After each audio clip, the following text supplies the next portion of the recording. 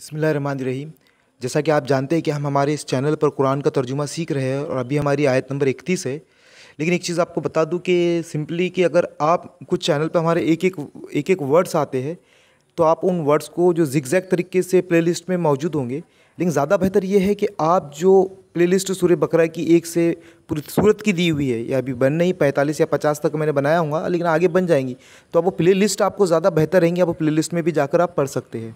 तो यहाँ पर जो आयत है हमारी, वो अल्लमा और सिखाए आदम को अलस्मा नाम कुल्लाहा सब चीज़ों के, सुम्मा फिर अरज़हम उन्हें सामने किया, अला पर अलमलाइकती फरिश्तों के, फ़काला फिर कहा, अम्बिऊनी मुझको बतलाओ बिअस्माई नाम हाउलाई इनके इन अगर तुम हो सादिकीन सच्चे। इन लफ्ज़ों को आप दोहराइए और यहाँ पर बग़ैर तर्जुमे वाली आयत है, इस पर से उसका तर्जुमा करने की कोशिश कीजिए।